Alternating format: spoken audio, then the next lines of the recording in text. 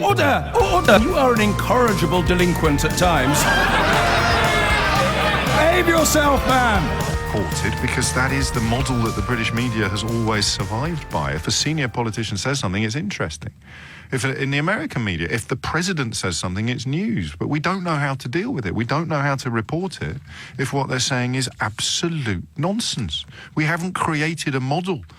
Well, possibly we have created the model that allows the absolute nonsense to be spoken because we've had this ludicrous notion of false equivalence. So Brian Keegan, who was just here, who speaks for Chartered Accountants Ireland, in the BBC model, up until relatively recently, you'd have him here. Who do you speak for? Well, pretty much every single accountant in Ireland.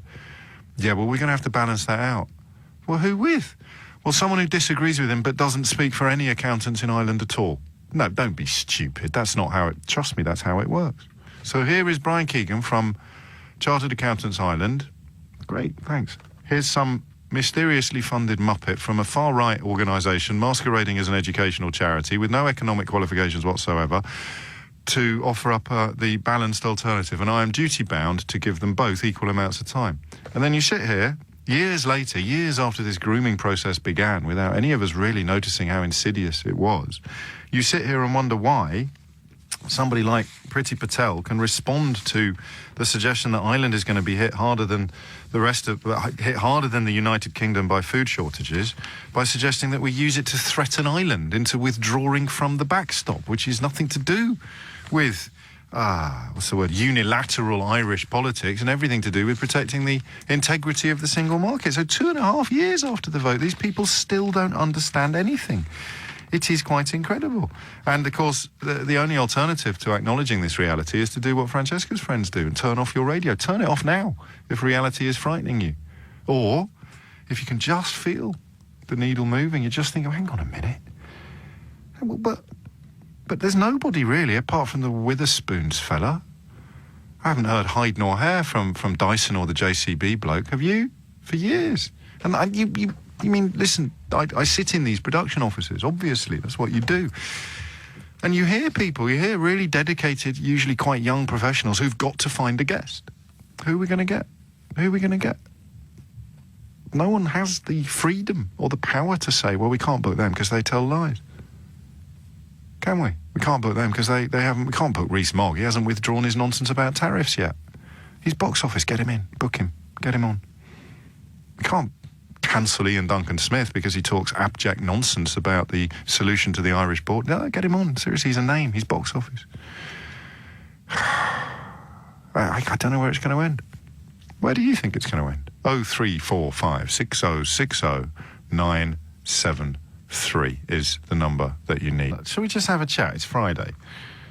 Should we just have a little chat about what you think is going to happen next? Theo's good at this. I always enjoy having a chat with Theo about what he thinks is going to happen next. What is actually going to happen next? 0345 6060 973. That comment I made about cancer treatments, it's not mine. You can shoot the messenger if you want. Cancer services at Altna Gelvin Hospital in Derry, Fire Service of Northern Ireland, emergency assistance at fires in Donegal and Leitrim, and educational cooperation among regional colleges in the northwest were likely to be among the human impacts of Brexit. A local government conference has been told. If you can't explain to me how you're going to replace your atom, you can't explain to me how we're going to ensure that radioactive material needed in cancer treatment is going to come into this country safely and easily. You have a Secretary of State of Health this morning boasting about how much storage he's secured in order to stockpile medicines. So they're spending money on storing stuff that we wouldn't need to store if we stayed in. But we're somehow going to end up better off as a result of that. Very, very interesting to hear Brian Keegan telling us about the warehouse space in Northern Ireland being at a premium because everybody who can store stuff is putting it in storage. So I think I want to do questions now that you can answer with very specific qualifications, but also a question that you can answer without any. So the one you can answer without any qualifications, although I will reserve the right to ask you on what you base your predictions. What's going to happen next? I don't know. For the first time ever, I really don't know now how it's going to shake down. We're in this astonishing situation where nobody really likes Theresa May's deal, but all of her ministers now are out supporting it because there is an alternative that would be even worse for the people that they're talking to. The problem is that the alternative for the person that they're talking to today is actually what the person they're talking to tomorrow really wants. So today I say to and I don't understand now why the notion of leaving without a deal hasn't been just removed from the table entirely. Well, I do understand. I'm being rational and intellectual. In emotional terms, the reason why leaving without any deal at all is still on the table is because some very, very big egos are either incapable or unwilling to admit the scale of their historical misunderstanding. Leaving without a deal would be utterly, utterly disastrous. That should now be an article of faith. That shouldn't be filed under opinion. That should be filed under fact. But again, this ludicrous model of false equivalence. Here's Galileo Galilei to talk to us about whether the Earth revolves around the Sun or the Sun revolves around the Earth. He's got a telescope and lots of star charts. Here's Nigello Lorsini to offer up the alternative view. He's got his eyes shut and his head in a bucket. That's how it works now. That's where we are. So leaving without any deal at all should be Galileo Galilei, it's a disaster. But we can't do that anymore. We've got to get someone on like Dominic Raab to claim that it'll all be fine. How will it be fine? What will happen to X, Y, and Z? Oh, details. We'll work it out. I'll tell you what. Who's better briefed, eh? The fellow with a pile of papers in front of him or the fellow who's got it all in his head? David Davis, copyright, 2018. So that should be off the table, but of course it's not off the table because of all these absurd egos like Davis and Johnson and Raab and all the rest of them. Rees-Mogg, of course, still insisting that unicorns will somehow turn up as long as we believe more. And that is why now the Prime Minister is in a position of sending ministers out to persuade no-deal fundamentalists, extremists, that if they don't vote for her deal, we could end up with no Brexit. But the same ministers the next day are trying to explain to evidence-based rationalists that if they don't vote for May's deal, we could end up with no deal at all. And all that each side hears is the chance of them winning. They don't hear the compromise, which is why the only question regarding Tuesday, well, there are two questions regarding Tuesday. The first is, will the vote take place? And the second, of course, is how much will she lose by? So what's going on? I ask that question occasionally. What do you think is going to happen? 0345 6060 973. And seeing as we're looking into crystal balls, and seeing as Brian Keegan has given us a very grisly picture of the preparations being made by business in Northern Ireland, storage has run out because they don't believe that the transport chains will be sustained, or at least they're planning for a scenario in which the transport chains are not sustained. We haven't even mentioned Kent County Council's leaked preparations for a no-deal Brexit. That's Kent County Council. That's not The Guardian or Ramona's United. It's Kent County Council publishing privately details of how they will cope with a no-deal Brexit. And food shortages, gridlock and more migrants is illegal, I presume, is the essential conclusion that they've arrived. 10,000 extra lorries would have to be routinely accommodated in Kent, creating traffic so bad that carers would be unable to reach patients, teachers would struggle to get to schools, and council staff would have to work from home. And that's coming from Sky News, who've got the actual document. Let's have a quick look at the BBC website today. Just bear with.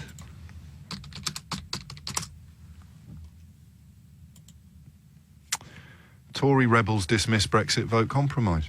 You see? That, to them, is the big story. Tory rebels dismiss Brexit vote compromise. Here is Kent County Council warning. Waste collection could be delayed and disrupted. The administration of GCSEs and SATs could be compromised. The number of migrants arriving in Kent, including unaccompanied asylum-seeking children, could increase.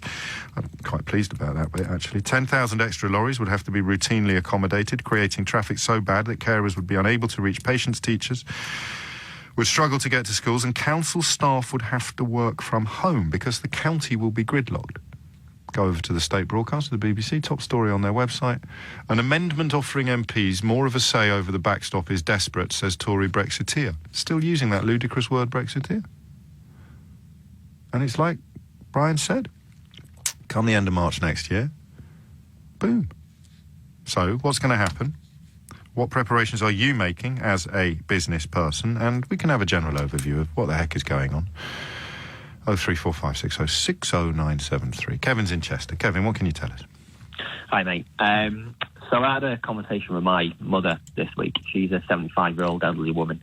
She voted Brexit 2.5 years ago, and it's been sort of a goal of mine to sort of open her eyes as to why she voted, in my opinion, in the wrong way. Yes. For the last 2.5 years, I've always thought that Brexit would never actually end up going ahead. I've always had this, not faith in politicians, but faith in the people of Britain who would actually turn around and realise this is all a scam, which a lot of people bought in. When did that start for you? Can I ask? Because it didn't start for me 2.5 years ago. I thought we'd have shut up about this 18 months ago, and that somehow something would have come up, as Mr. McCorber would say, that assuaged the fears of that were growing in the immediate aftermath. I think that I saw straight away that it was such a calamitous... Did you? I didn't. You're cleverer than me. That it was so obvious the issues which would come up from Brexit taking place, even with a deal, because there's no way that the EU was ever going to give us a better deal than what we've currently got within the EU. There's no way that would ever happen. So I'd go, sorry to quibble, you can just about make a case for EEA membership, a bit like Iceland, where we'd have to abide by all of the rules while having while having no say at all over them, but we would also be able to strike independent trade deals, and there'd be problems at the borders, and it's a tiny bit complicated.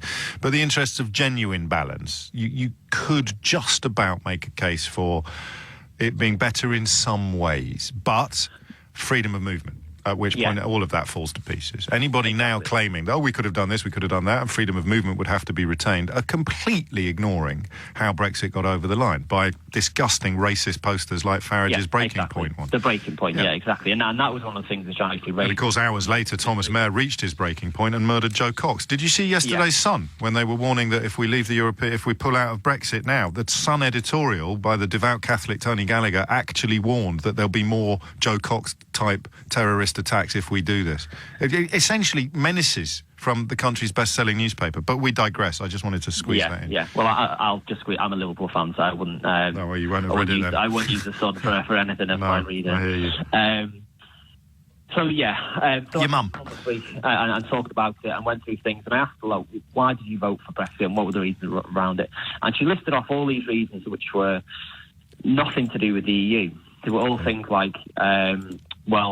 with the coal mines and the industry which got kicked out of the villages and the towns in the 80s, with the hospitals that you've got to wait for an appointment for 2 weeks to see a GP, with all these things. And I said to her, look, these aren't issues which have been arisen because of EU membership. These are issues because the UK government haven't invested the money properly into the infrastructure of the country. And that's a vote where you should be using against within general elections to change that. If you look at what the EU has given, she lives in Wales, has given millions of pounds to Wales and different communities to build up villages and towns and ports.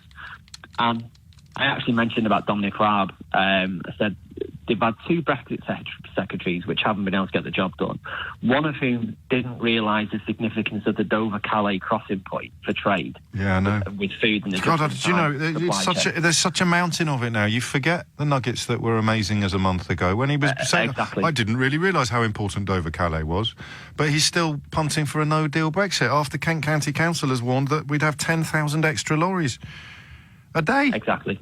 And it obviously came round to the fact that I think she and a lot of other people in the country saw this as an opportunity to give the establishment a kicking and to kick back against the years... Give the establishment a kicking by doing what the owners of the Ritz wanted them to do. Exactly. And that was the propaganda which these people bought into and were sold so many false promises. I actually feel sorry in a way for... I'm a Labour voter, so I don't feel sorry for her too much, but I do feel a little bit sorry for Theresa May in the fact that she's trying to provide a Brexit which was never, ever possible. Listen, in a very, very, very, very strict parameters of Brexit, sympathy for Theresa May is comprehensible and permissible under my glorious rule. But as soon as I say hostile environment, windrush, then it all goes out the window. And of course she was complicit in austerity from the year dot. But what I think increasingly her mistake stroke gamble was that if she put them in the box seats, if she put Davis in the department for leaving the European Union, she put Johnson in the Foreign Office and she put Fox in international trade, I think she thought that they would have to admit reality at some point. Yeah. Fox kind of has, although only very, very kind of. Gove possibly has, although he's keeping such a low profile because that's the best way to foment his leadership ambitions. But Johnson and Davis did feel reality biting, so they decided to resign so that they could continue lying from the sidelines. Exactly. And after that chat yesterday, I actually asked, well, May's deal next week will get voted down. Yeah. There's no question of that. And there'll either be a vote of no confidence in the government, and either the Tories will somehow try and find a government, which won't happen, or there'll be a general election, or the Labour will come in through a vote in Parliament. And after that will eventually lead to a second referendum. I think it's inevitable now. And I think these people who say, well, we're going against the will of the people by having a second referendum. You can't go against the will of the people by asking what the will of the people is for the second chance. Sorry, I talked over you there. That's a brilliant line. Yeah. Say it again. Yeah. Go on, say it again. You can't go against the will of the people by asking what the will of the people is for a second time. It's just a ridiculous... Yes, but it is. I mean, it's fig leaf, isn't it? It's very much like resigning so that you can carry on lying. It is these meaningless, empty slogans that have been used all along to help people who don't want to think about it. Brexit means nothing, but it doesn't matter because you can just say it. They need us more than we need them. Demonstrably untrue, but the people who told us that are still popping up on the panel shows, still popping up in the studios all the time. The German car industry won't countenance this. The German car industry revealed before Brexit that they valued the integrity of the single market even more than they valued the custom of an EU member Britain or a non-EU member Britain. It doesn't matter which. It's all there. It's all recorded. But if you give them a phrase, will of the people, Brexit means Brexit, they need us more than we need them, the German car industry won't countenance this. And of course the latest one, which will probably go down as the most ridiculous and disgraceful one of all, who's better briefed? The man who's got it all in his head, or the man with a foot of papers in front of him? Strange times. As ever, on the programme, if you want to challenge anything that I've said, give us a ring. 0345 60 973. Tell me why you think that the bloke who's best briefed at a meeting designed to negotiate one of the most complicated political situations in the history of political situations. Give me a ring and tell me why the bloke who's got it all in his head is better briefed than the bloke who's got a foot of papers in front of him. You don't have to tap your temple. But it would be quite funny if you did. And it's all about facts, isn't it? Because as James in Worthing points out, the pile of papers is where the facts are. The head is where the faith lies. Believe.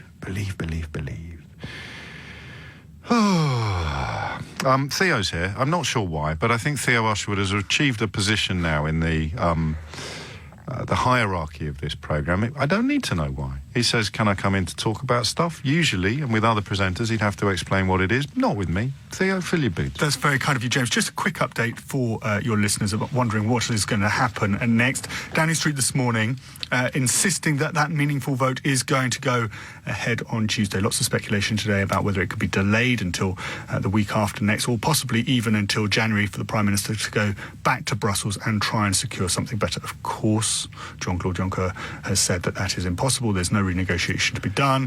Philip Hammond, the Chancellor, said to try and have a renegotiation would be delusional. And so Downing Street saying that there are no plans for Mrs May to go back to Brussels this weekend and try and get something better. Do we know whether David Davis has got anything in his head that might trump all of this stuff? Not at the moment, but Can we find out? Can you put a call in? Just ask, is there anything in your head at the moment, Dave, that challenges everything that we've been told by everyone from Jean-Claude Juncker to Downing Street? Yeah, I will. I will try. Thanks. Yes, I mean, well, seriously, because it's in his head, and he's an MP, so Okay. we own what's in his head. Well, just with He's this got in some mind, secret plan. I just did decide to come in with some paper, Yeah, well not done. just tapping my head. The two options.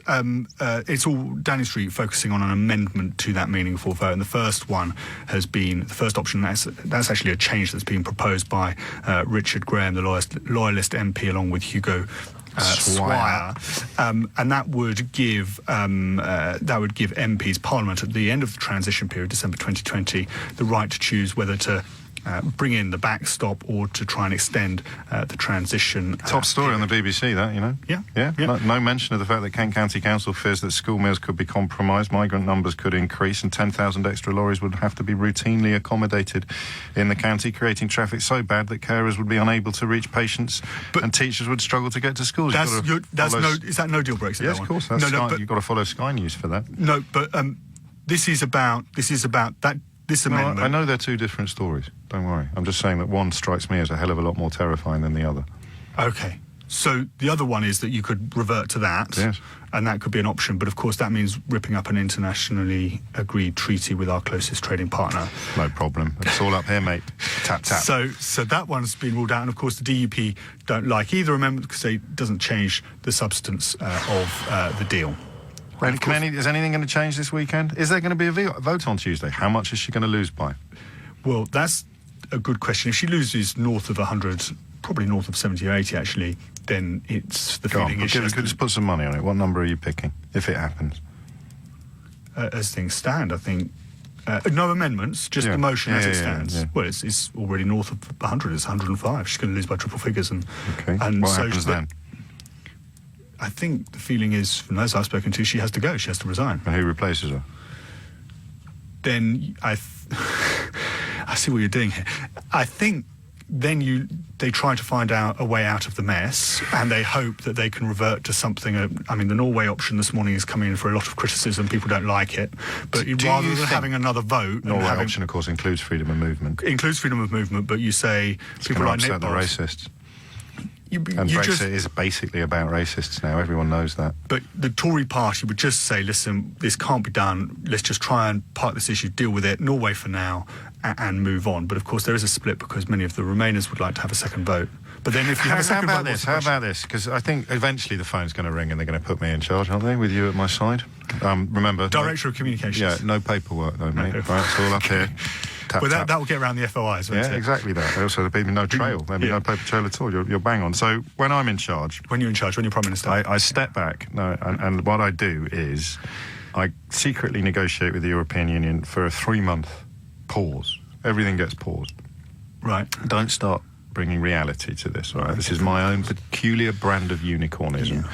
I send Boris Johnson, David Davis... and the despicable belch of beery flatulence made flesh to Brussels, if they can agree to share a car. And I give them 3 months to do it, to come up with a better deal. And when they come back with their pants around their ankles, everyone can finally agree that this is a stupid idea and we should call the whole thing off. Yeah, that wouldn't be great, would it? Why not? 3-month pause. We don't have to have 10,000 lorries in Kent being routinely accommodated. We don't have to have council workers being told to work from home because the whole county will be gridlocked. We don't have to have Northern Irish businesses taking a massive hit and Irish food supplies being compromised, arguably even more than British ones. We just pause it all for 3 months, extend the pause period. I'm inventing a new phenomenon. No, I haven't finished. And then you send all of the headbangers there, all of them, stick them all in a minibus. They've got a bus, haven't they, with 350 million quid on the side of it. So get that bus out of storage, send them all there, get them to negotiate, get them to do it live. They can take paperwork if they want, although personally I think the bloke who's better briefed is the one who's got it all in his head, eh? And then if they can't pull a rabbit out of the hat, then we can call the whole thing off. But I think within that group, there are lots Paul of... Nuttall as well. We'll send Paul Nuttall as well. In his space. No, I think the problem is that within that group of Boris, David Davis, Nigel Farage, and John Redwood and so forth, there are lots that just don't want to negotiate. What? That you simply say... And you've heard this about the £39 billion. We don't need to pay that money. Yes. So you simply... But surely somebody in Brussels could explain to them why that's absolute nonsense. It'd be a bit like me buying a car and stopping my payments. Yeah. But then you get into it, then they'd come in the bailiffs... I can't keep my car. They think you can have your car and keep it while not making the payments. No, I think you're just putting flies in the ointment of my theory. I don't think you're imaginative enough. I don't think you believe in O'Brien. What am I supposed to say? You have to believe in O'Brien's plan. I don't think that would work. All right, then. That one's off the table. What's your idea? I'm not here to have ideas. I just tell you the story and then you have an idea, James. You have a plan. Yes. But I'm not quite sure that... I think there's too many splits within that group. Yeah, you're right. I know you're right, deep down. I'm just looking for hope. It's not the despair that gets me, Theo. It's the hope. I don't think we're going to get This time next week, what will we be talking about? We will be talking about whether the Prime Minister can survive if the vote goes ahead. Or actually, it's Friday. This time next week. This time next week, we'll be talking about a Conservative leadership election. Yeah, or a Conservative leadership coronation. Who would be the front of the queue for that? Sajid Javid's moving up the odds. Very, very, very good shout. Only one silver lining to that. It would be rather cool to have a Muslim mayor and a Muslim Prime Minister. I mean, extraordinary. Have you seen the new Robin Hood yet? No, is it good? Yeah, it's really cool. You should check it out this weekend. It's a bit too violent for the boy, so you might have to leave him at home and go out on a gentleman's evening.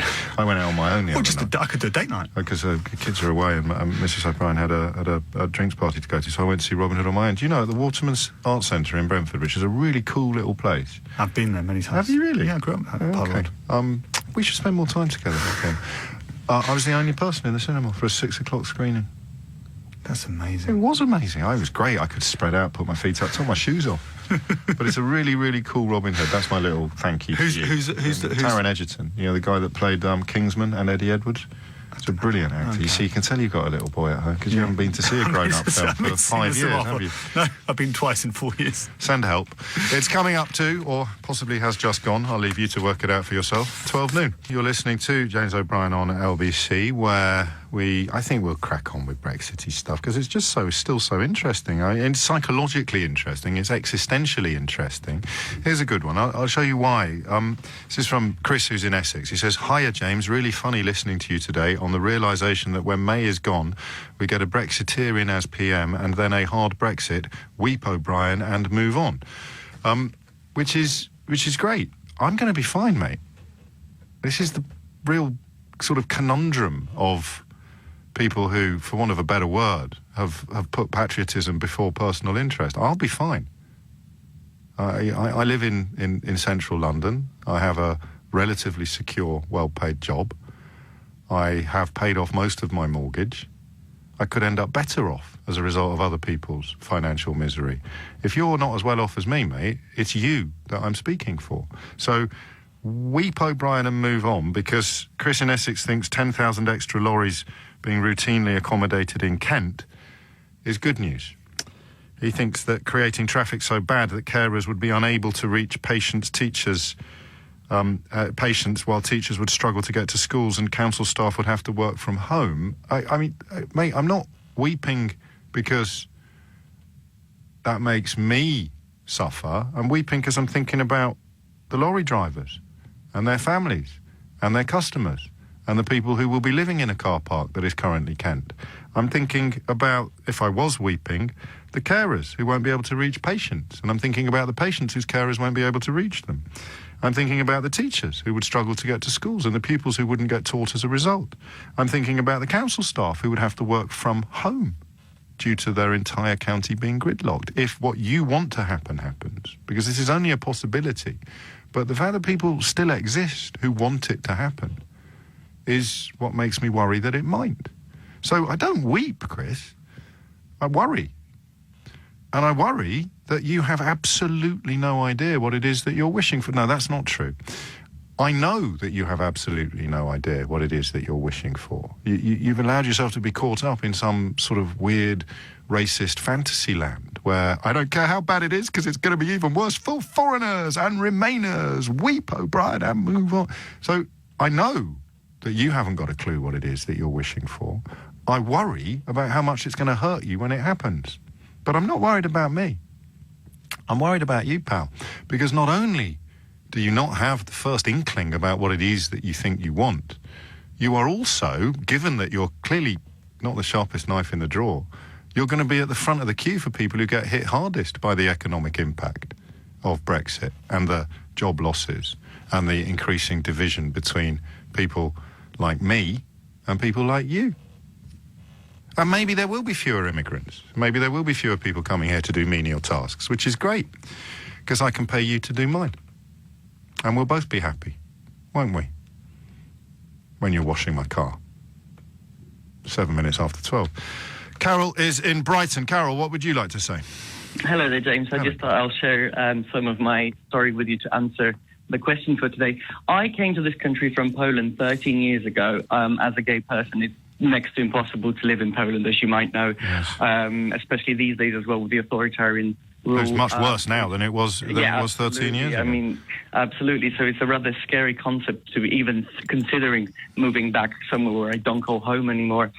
But I just wanted to say to all of your listeners who are on the sort of leave side, you know, it is so scary to know that whatever the outcome of this referendum is, our lives, the lives of people that have come to this country will be worse. Whether Brexit happens or doesn't, you know, the far right will rise, whether it's due to poverty or whether it's due to the fact that they didn't get what they wanted, you know. And just to back up some of the things that have happened to my closest people, my partner, who's only been here for 3 years, he doesn't really speak very good English yet, although he has a very good job working for one of the main sandwich shops, very famous, but I'm not going to name the brand. There's only one, you prune. Yeah. Can I say He works for Subway. No, Pret. Oh, that's not a sandwich. I see that as more of a like a multi-snack, food outlet, a multi-snack yeah. site. Yes, carry on. Yeah, but essentially he was at work one morning, and that wasn't that long ago, about 3 weeks ago. He's had some, because obviously the doors open for delivery, and we're talking about 6 o'clock in the morning. These people just homeless people barged into the venue, about 3 of them, and they just started shouting at the top of their lungs, going, "Get out of our country! It's because of you we don't have jobs. It's because of you we don't have families. It's because of you we don't have homes." Gosh. Now, that's obviously a very scary situation. They sort of managed to kick them out, close the door, called the sort of regional manager over and whatnot, decided what to do with it next. Well, obviously, that's one of the scarier things that happened in there over the last few weeks. But another thing that's happened to another friend of mine, a very close friend of mine, he went out in Brighton in one of the gay venues. They were short of staff, so they didn't have a security on the door on Friday. And having a few drinks with another person who was straight, just happened to be there drinking, they essentially punched him. He went on the floor, and they kicked his face in, shouting, "Get back where you came from." Well, it gets worse, Carol, because Absolutely. the best-selling newspaper in the country wrote this I think it was yesterday.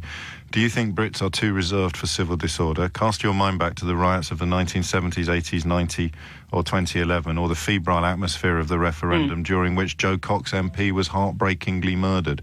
Heartbreakingly murdered. In other words, do what Rupert Murdoch wants you to do, or more MPs will get heartbreakingly murdered." And the editor of The Sun, of course, Tony Gallagher, is a devout Catholic. I mean, it's absolutely shocking. And the thing is, it's like, you know, I don't have a place to go back to. This is where I've set my life up. You know, I'm an artist. I work for charity. I work for environmental sciences. So, you know, I came here, stolen your jobs.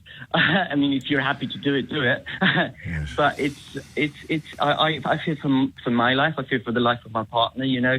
And the thing is, what I essentially want to say is, again, whatever the outcome of this whole farce is, we won't be able to walk down the street and speak Polish to each other because, you know, you don't know what's going to happen. Brighton has changed massively. It used to be this beautiful liberal bubble. At the moment, people get stabbed in the street outside of Wetherspoons. It is not the same Britain I came to. I never thought I'd be so betrayed by this country. I can't look at the Union Jack the same way as I used to, and it just fills my heart with sadness. It really is. Is there any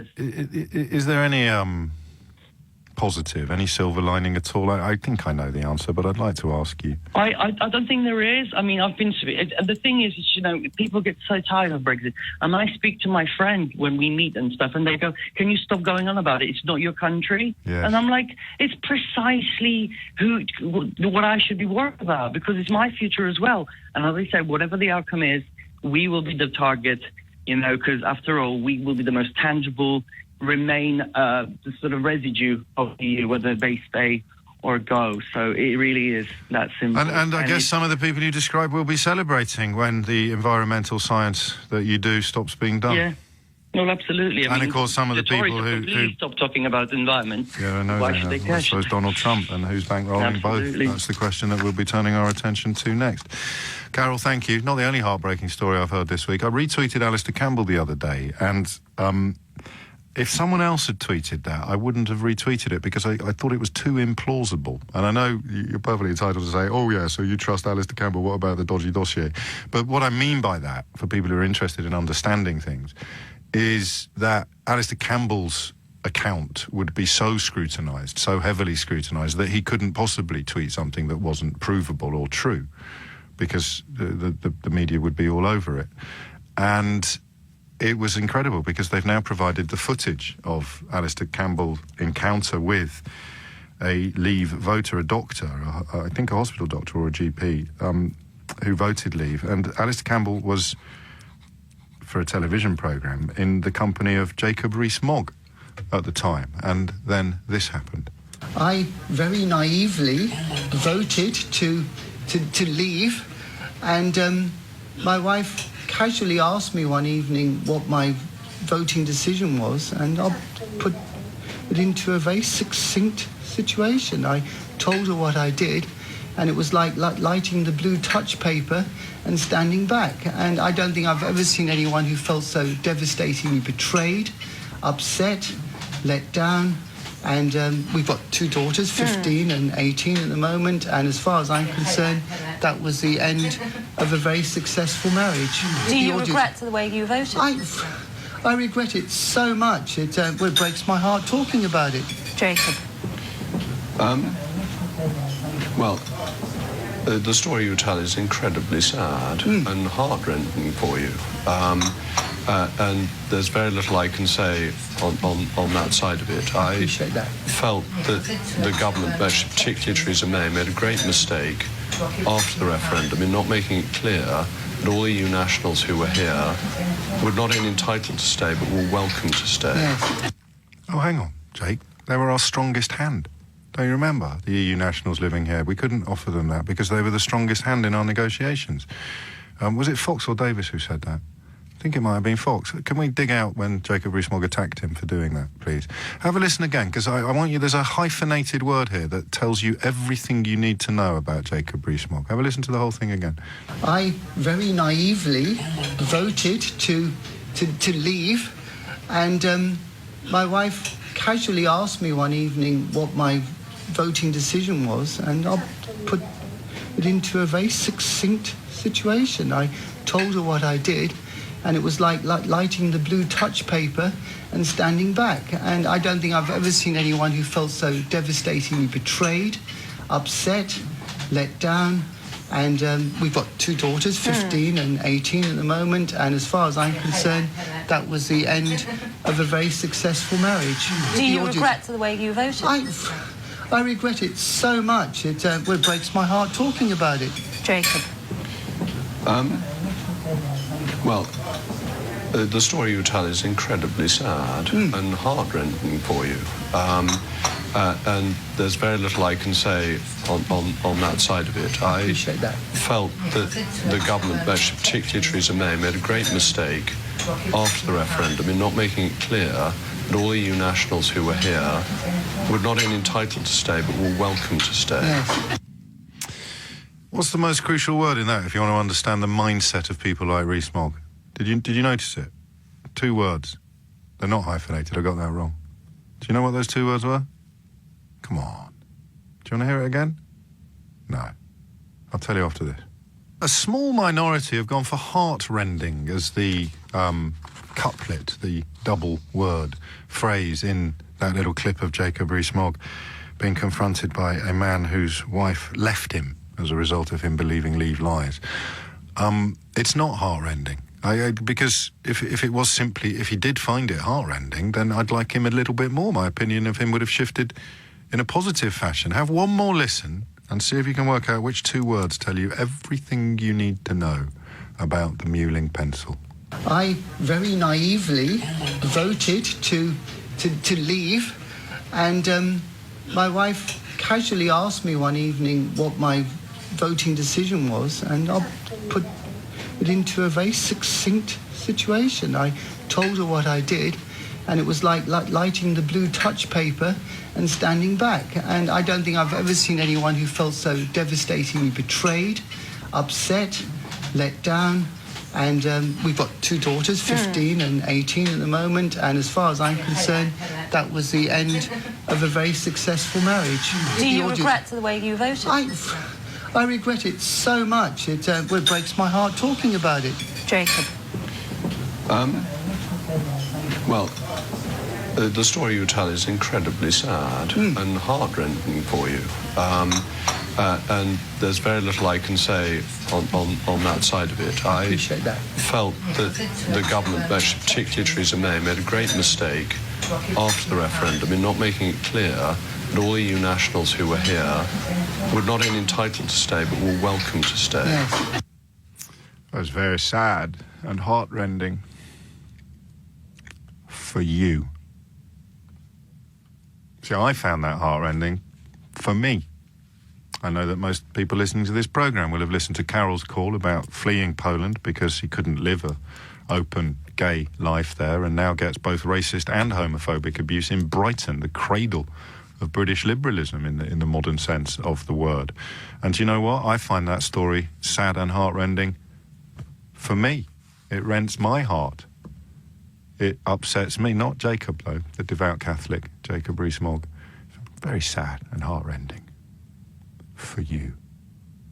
Cheap shoes for peasants. 21 after 12. Eamon is in Belfast. Eamon, what would you like to say? I'd like to say thank you to you, first of all, for having the guy from the Chartered Accountants of Ireland on earlier. He was good, wasn't he? Damn those facts.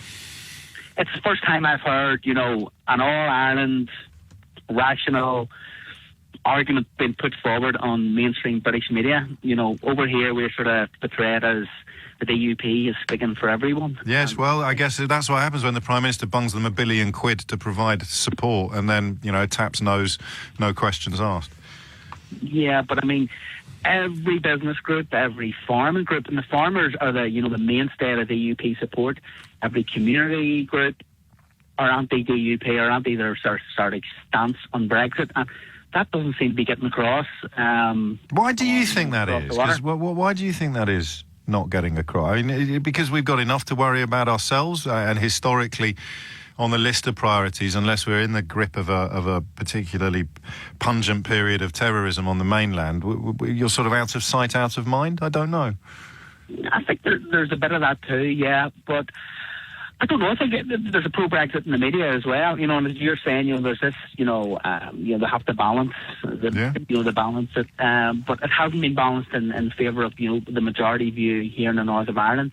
And you're asking what, people think is coming next. And I'd look slightly more forward into maybe 10, 20 years down the line, and I can see United Ireland happening. Well, the numbers, I've tried to dig out that polling. I hope I didn't dream it. I was talking to Brian Keegan about it earlier, the fellow you refer to, and it was a fascinating shift in people's loyalties to, unionists' loyalties to the United Kingdom being superseded by their desire to stay in the single market, which, it struck me, Eamon, is the very definition of the difference between facts and feelings, because a historical affinity with the rest of the United Kingdom is about feelings and what you feel, but facts is about how your life is going to be affected and impacted by being forced to leave the customs union and the single market. And there was a significant number, enough to deliver a united Ireland, moving from feeling a loyalty to the rest of the United Kingdom to factually recognising that they'd be cutting off their nose despite their face by leaving the European Union. Yeah, can I give you one personal anecdote, Guy? I love a personal anecdote, although the plural of anecdote is not data. We need to remind ourselves of that. I sit beside a fella in work and have done for 4 or 5 years, and he'd be from a strongly unionist background, and he came in about 2 or 3 months ago, and he sort of, under his breath, said to me, I've applied for Irish passports for the family. And it was a huge shock for me. But when you think about it, he's thinking, I maybe want my kids to go and study in Europe. I maybe want to retire to Europe. I maybe want to, be free to fly sort of without visas and the likes of it. So a lot of unionists are pragmatic. There will be a lot of, the red, white and blue brigade, but, the majority of them are pragmatic. And that to me was a big demonstration of it. And once he has that passport in his hand, and once he starts using it, it's not a great leap of faith for him to feel more. I need to... No, stop it. He said shooting. Sorry, some of my colleagues are not familiar with the Northern Irish accent there, Eamon, and there was a little bit of a panic in the production office and people were reaching appropriately enough for the dump button. But he said shooting themselves in the foot. All right, sorry, Eamon. I just needed to... I didn't want to lose the last 10 seconds of your contribution. But it's just a big thank you for getting that sort of, I'd call it middle of the road. It's that, you know. I'm middle of the road. That's the amazing thing. I don't think the European Union is some magical, mythical beast that brings beauty and brilliance into every corner of member states. It's just the best available arrangement. There's a lot wrong with it, but there's a lot right too, you know, and just a big thank you and getting, you know, and I'd like to reiterate to your listeners, the majority of people in the north of Ireland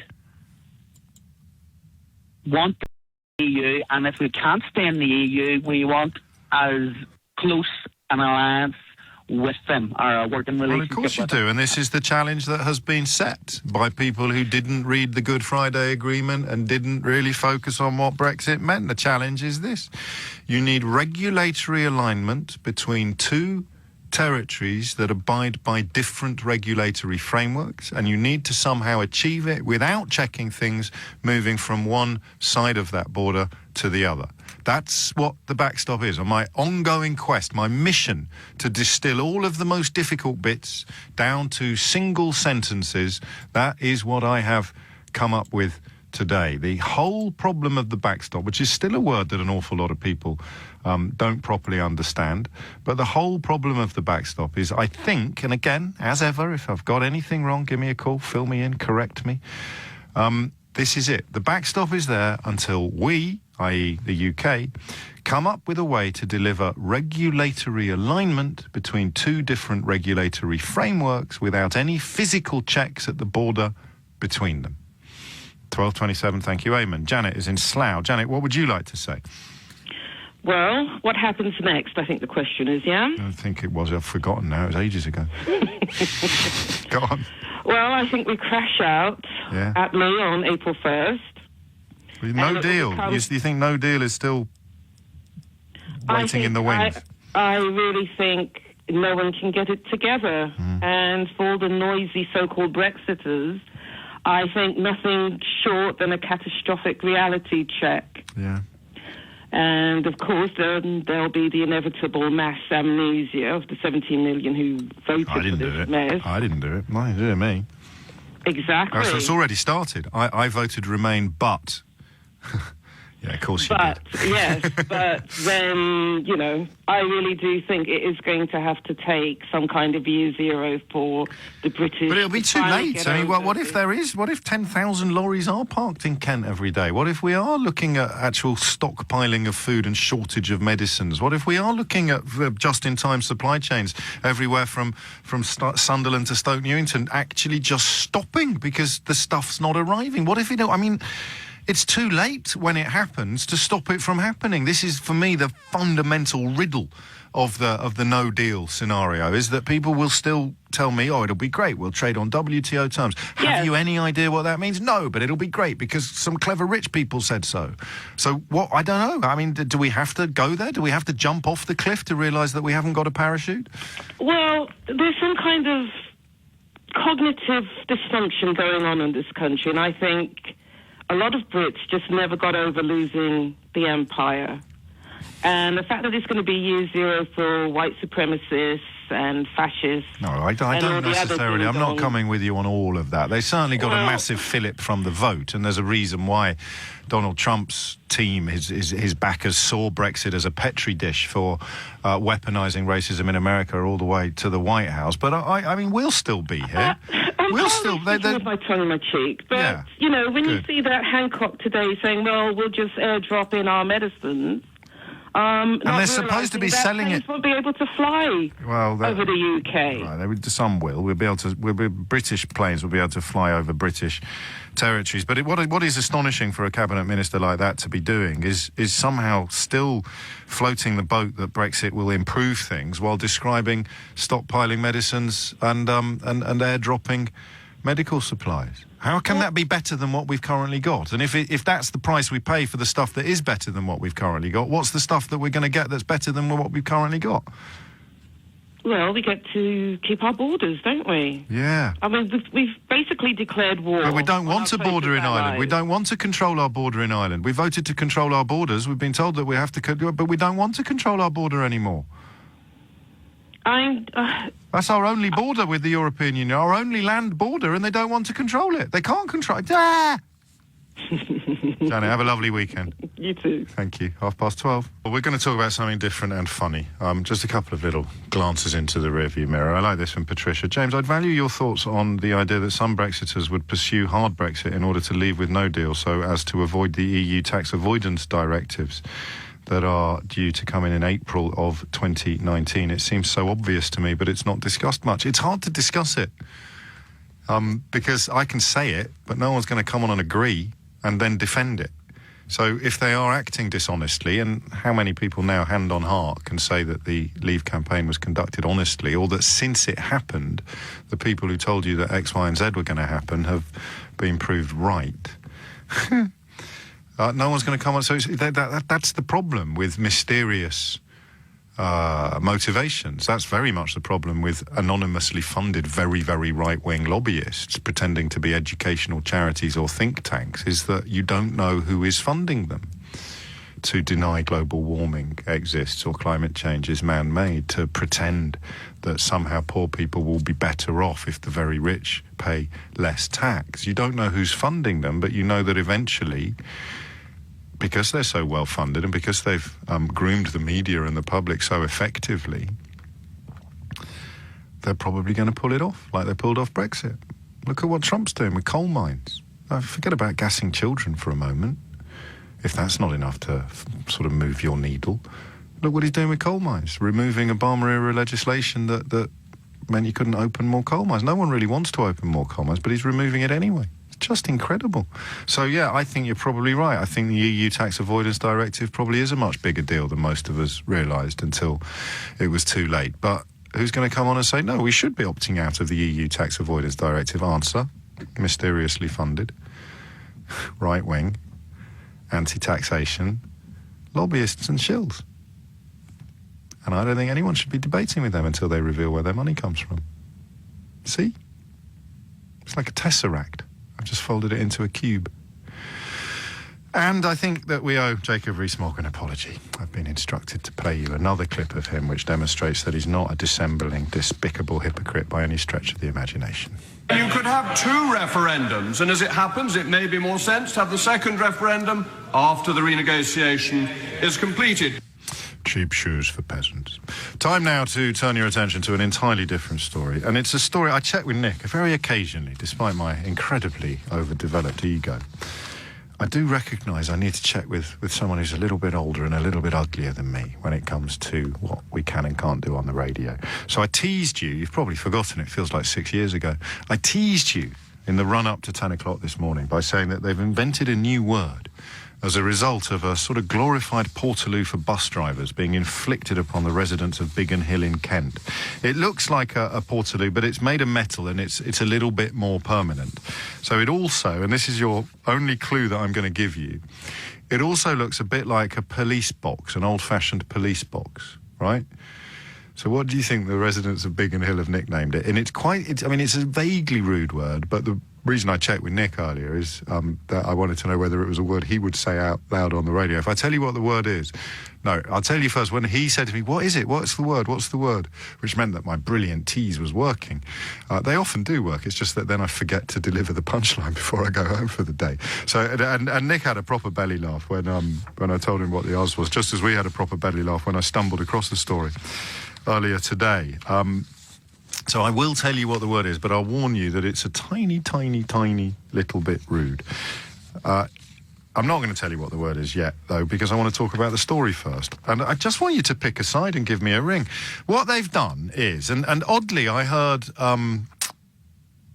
was here when Sadiq Khan got asked about this by a caller, and I didn't really understand why we'd taken that question when there was so much other things to talk about. But toilets for bus drivers, a huge issue for bus drivers, heartrending and sad for bus drivers. Not really that relevant to the rest of us, is it, whether or not a bus driver can go for a Jimmy Riddle in the middle of his rounds? But actually, when you think about it, how many of us can't routinely visit the toilet during a shift? I drink so much green tea in the course of the programme. I pop to the gentleman's facilities 3 or 4 times on a good day during the programme. Yeah, all right, a few of you have guessed what it's called, but you've got no way of proving whether or not you have looked it up or worked it out for yourselves. If you looked at my inbox today, it's hilarious. It's got for you, for you, for you, for you, for you, for you, heartrending, heartrending, heartrending, for you, heartrending, for you, for you, for you.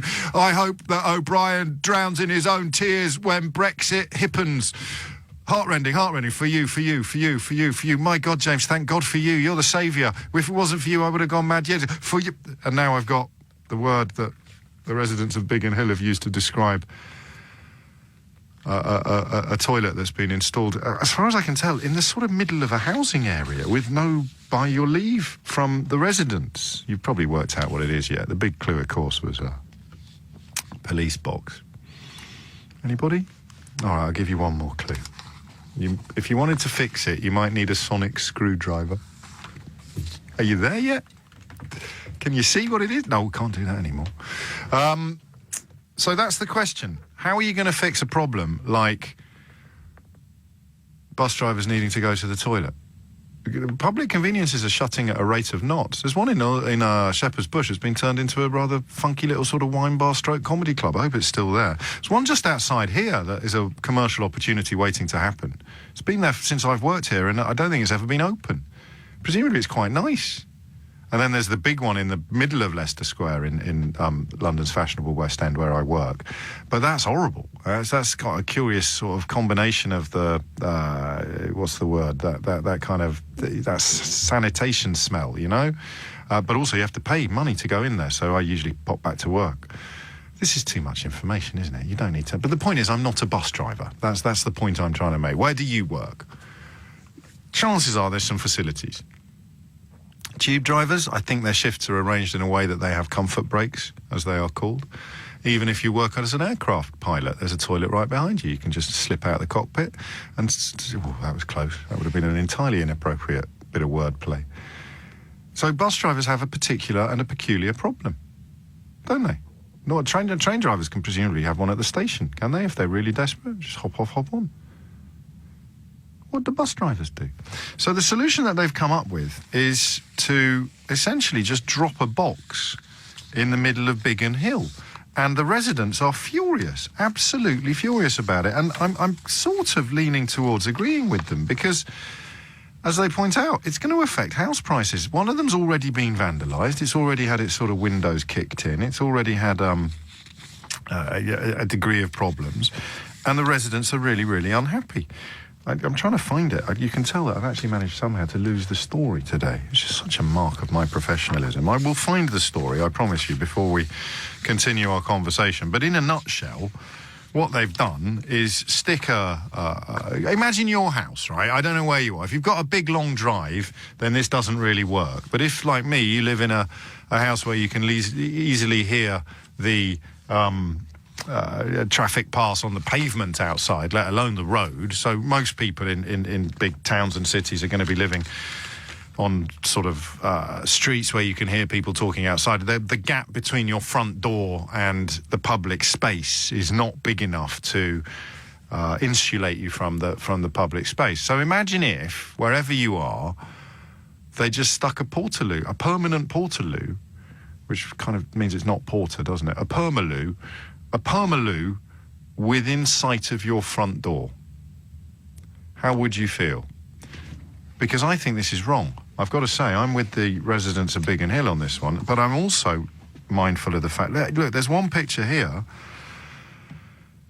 Good grief. There's one picture here. You can see, if you take it from the right angle, you can see the people who live next to it. They've literally just dropped it on a residential street, leaving at least one homeowner complaining that it's devalued her house. So, estate agents, 0345 6060 973. Give me a call and tell me whether she's right. I will describe it to you. They've sort of put it on a corner, but there is housing within, I'd say within smelling distance, if I was being a little bit indelicate. But what's that? But how much room is there? I'd say about 2.5 car lengths from someone's front door.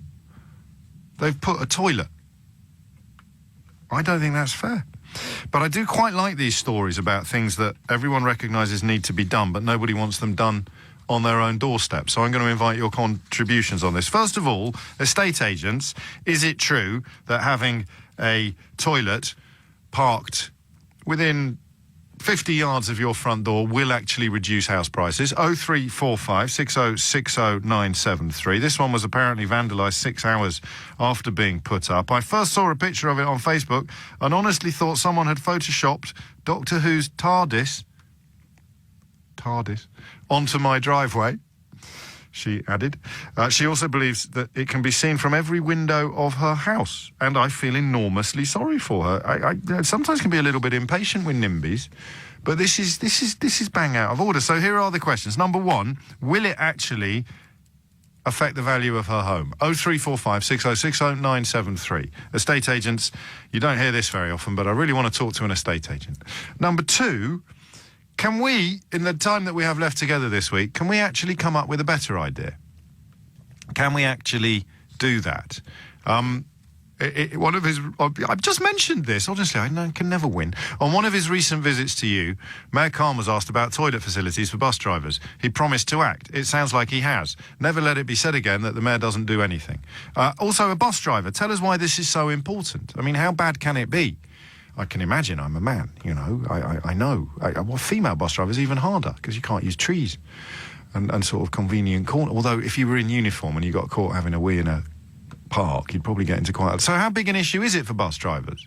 Probably quite big. Do you know that hansom cab drivers used to be allowed by law to relieve themselves by the back left wheel or the back right wheel of their carriage because there were no public conveniences in those days, and the city burghers recognised that you need... If this one's another one that turns out to be an urban myth, I'm going home, seriously. But the city burghers realised that you needed hansom cab drivers going around the place, and if they didn't have anywhere where they were allowed to go to the toilet, then it would have a massive impact upon... But also, you didn't want them sort of weeing in the well or in the public area, so they were allowed to do it by the wheel, the back wheel of their car. And I think it's one of those laws that's never been lifted, in the same way that if you're a freeman of the City of London, you're allowed to drive your flock of sheep over Westminster Bridge, or something like that, all right, pedants? Pedants, not peasants. I'm not Jacob Rees-Mogg. And the point that we are leading ourselves towards is threefold. Number one, will it devalue the house? Number two, can we come up with a better idea of where we could put these toilets that wouldn't upset people like Stephanie Willis, who says that the unsightly carbuncle can be seen from every window of her house? So estate agents, better solutions, and bus drivers. How bad is it? 12:46. Well, we will talk. I'll tell you what shall I tell you what it's called now? Just cover the children's ear. It's not that rude, but if you don't want to explain it, it's a word that begins with T that we use to describe poo, all right? So what the local residents of Biggin Hill have called this box, this toilet that has been sort of erected, if you will, or dumped, if you prefer, on their common land. This is funny, but you need to be ready for it. You've all worked it out by now. I've got to get the hang of this. I'm not very good at it. I've got no timing. My apologies first to Anthony, who's been in touch. So please change the subject. I'm a cab driver and I'm absolutely dying for a Jimmy Riddle and I've got nowhere to go. What you need, mate, is a TARDIS. TARDIS. I won't say it again. Nick said you can say it once or twice, but don't do it more than that. Just get the joke out there, all right? With a warning. I did a warning. I told you to cover your children's ears. Here's another warning. You heard Jacob Rees-Mogg a minute ago telling that fella whose wife left him because it turned out that he unintentionally made her life incredibly worse by voting to leave the European Union. He believed the lies on the side of the bus and what have you. And Jacob Rees-Mogg said, I thought Theresa May should have made it clear immediately that... Now, he may have said that, okay?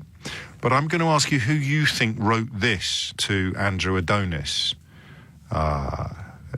earlier this year. Who do you think wrote this to Andrew Adonis earlier this year?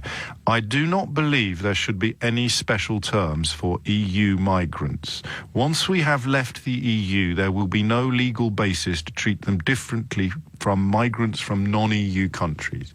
So, bearing in mind what Jacob Rees-Mogg said to that man whose wife left him as a result of the lies told by people on Jacob Rees-Mogg's side of the argument, who do you think wrote that to Andrew Adonis earlier this year? I might even put... Right, let's start talking about the TARDIS. Oops, John's in Blackheath. John, what's going on? Oh, hi there. Thanks for having me on. You're very welcome. What have you got? I used to be a bus driver. Yes. My garage manager, he used to have me in his office every 2 weeks, actually. And his famous catchphrase was, John, why are you here in front of me again? You seem like a really intelligent chap. And basically, it was because you couldn't have a wee. or a number 2. Yes, thank you. When you were driving, I used to work at, I don't know whether I'm allowed to name the garage in South London. Yeah, of course you are. Putney Bus Garage. Oh, yeah. And for London General. And how long would a shift be, wheelers? If traffic was bad, you'd be expected to drive for 4.5 hours non-stop. Wait there. Ivan, how many times have I been to the loo today during the show? Twice. In 3 hours. Twice in 3 hours. I usually go more than that, don't I? Do you know why? It's because Sam hasn't been filling my tea up properly. That's what it is. He's been too busy. The phones have been too busy today. So the fellow who would get me my tea has been answering the phones, which means that I haven't been drinking my tea, which means I haven't needed to go to... So I go twice. On a good day, I might go 4 times in 3 hours. You have to go for 4.5 hours without going once. Yes. This isn't funny.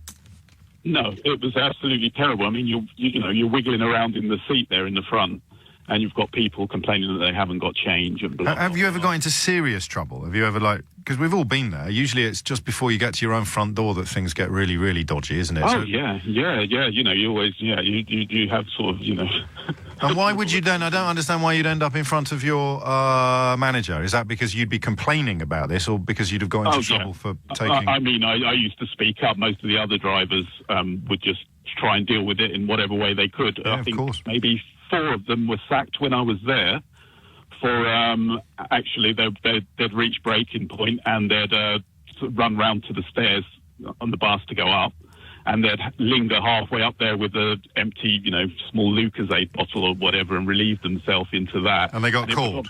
On CCTV, yeah. They've got nothing to do. Well, they're not here to defend themselves, and now you have identified them. I should make it clear I'd be more than happy to clarify or rectify. Yeah, instant dismissal, yeah. Well, yeah, I'm not surprised, frankly. You can't be getting it out on a bus, ever, whether you're a driver or a passenger. But equally, I've got nothing but sympathy for them. No, I mean, it was however, easy, John, when they had no one on the bus. Describe the view from your front doorstep to me, if you don't mind.